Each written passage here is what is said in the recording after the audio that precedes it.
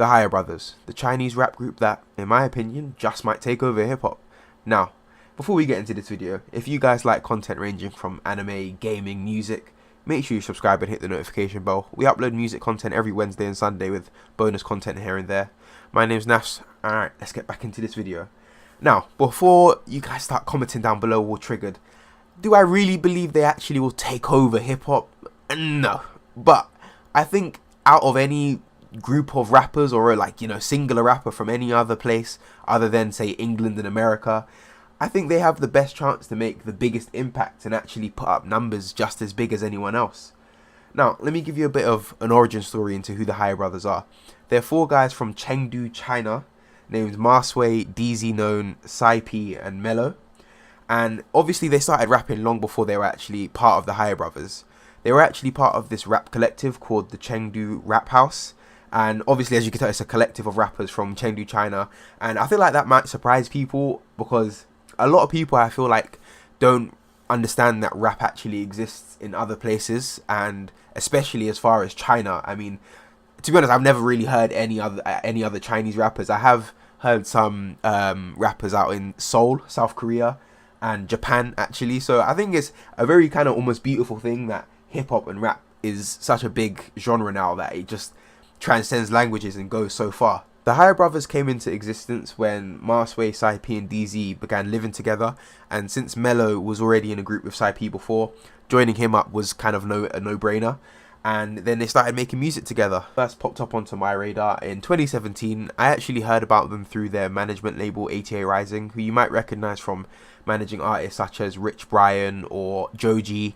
And if you don't know who J.I.D is, listen to his music. I like it. But if you listen to his music and then type in Filthy Frank, you're not going to believe that they're actually the same person. But anyway, yeah, I digress. But the Higher Brothers first, I would say, rose to prominence. Definitely rose to prominence off the back of their single Made in China, which they released in 2017. The single was hugely successful for the group, and the video on the 88 Rising YouTube channel now has almost 15 million views, and the song on Spotify is approaching 8 million streams. So as you can tell, I mean, those are pretty big numbers, and I feel like a lot of people wouldn't realize that rappers from other countries would get so many numbers. And that kind of leads into why I think they have the potential to put up numbers as big as anyone else, because they already have a huge following in their city and some of the other surrounding cities in China. So much so that a lot of their shows actually get quarantined by the police because so many people turn up. So if they can just keep growing in their own country, which, let's not forget, has well over 1 billion people in it, as well as capitalizing on some of the growth that they're getting in the Western world, I mean, they can seriously put up some huge numbers. And they're already starting to see a lot of success in the Western world, in America and such places. The Made in China song actually featured Famous Dex,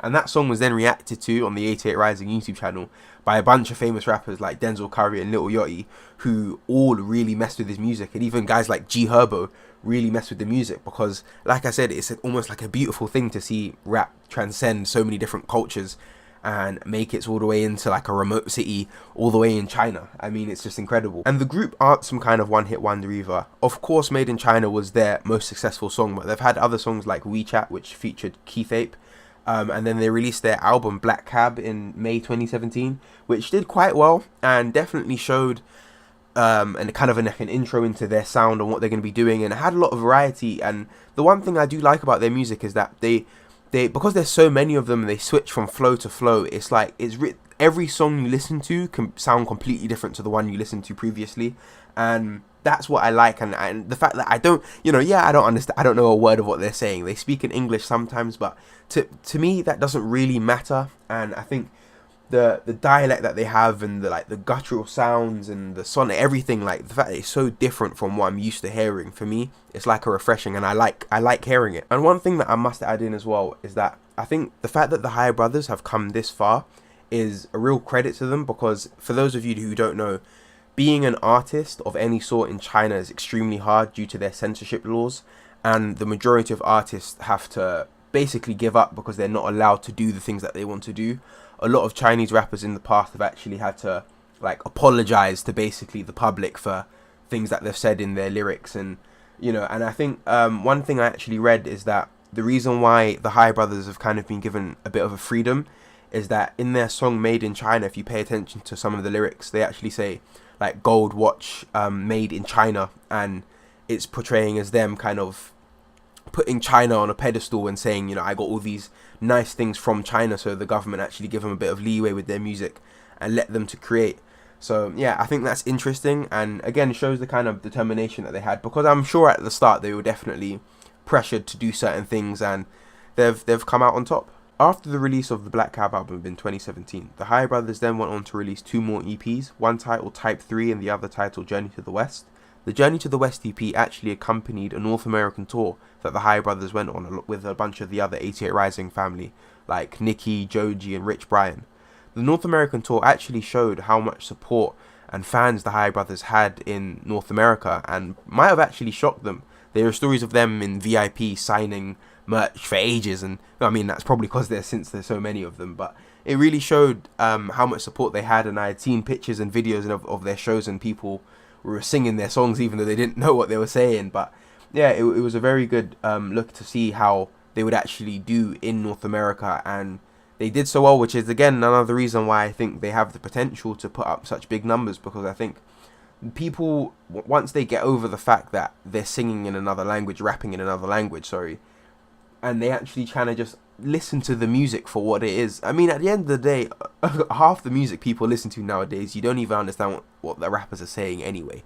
So they're basically, you know what I mean, they're basically rapping in another language. So listen to someone speaking Chinese, you know. At the end of the day, a good song is a good song, and for me, I don't think you really need to understand, you need to know what they're saying for it to be a good song. Like, at the end of the day, people don't even understand half the lyrics people actually say, you know. Like, as I mean by that, they go straight over their head. So for me, I'm not opposed to it at all, as long as a good song is a good song at the end of the day. So far in 2019, the High Brothers have released 2 songs. One called Gongxi Fasa, and I hope I didn't butcher that, I definitely butchered it. And released another song called Open It Up. Gongxi, not going to say the last part, is actually a really sick song. Definitely go listen to that. Beat is hard, they ride it really well, it's sick. Open It Up is a cool song as well. So I'm editing the video, listening to what I'm saying, and I don't think I've given enough credit to that Open It Up song. It's extremely good. Very, very good. They use an 80s type beat. The flow is sick. They all kind of carry the same flow. Very good song. Go listen to it. And yeah, let's get back on with the video. Both of those songs are actually going to end up on their album dropping February 22nd, which is genuinely the reason why I'm making this video, because when I saw the feature list for this album, I immediately thought, okay, cool, this album's probably going to do way better than I actually expected. Let me just read off these features for you, some of them.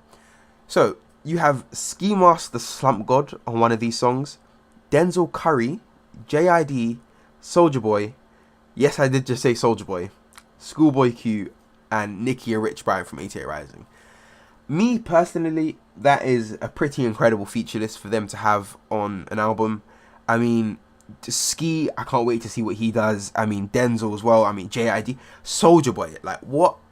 How did Soulja Boy find his way on a High Brothers song? Please tell me. But yeah, I can't wait. I think the album's going to be pretty good. I think it's going to do well in terms of numbers. I think in China, I think it's going to blow up, because they're going to see all these American artists on the album, and I think they're just going to stream the hell out of it. And I think English and American artists, fans, will stream the hell out of the album because of the features again. So, and I just hope that, and I think they will carry their souls. I mean, I've heard Gongxi Fasa and Open It Up. They're cool songs, and they're both going to be on the album. So I've got high hopes, and by the time this comes out, I think it's going to be maybe like 2 days before the album, 2 or 3 days before the album comes out. So definitely make sure you go check it out. And if you found your way to this video from the album, make sure you comment down below what you think, and you know, what you actually think of High Brothers. Do you think they're going to make it? Do you think they're just going to kind of be a flash in the pan? Do you think they could actually be the Chinese rap group that is taken seriously? I definitely do.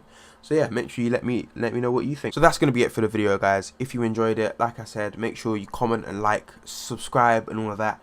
Follow the 17 list in the description for all the best new music. And yeah, catch you guys in the next one.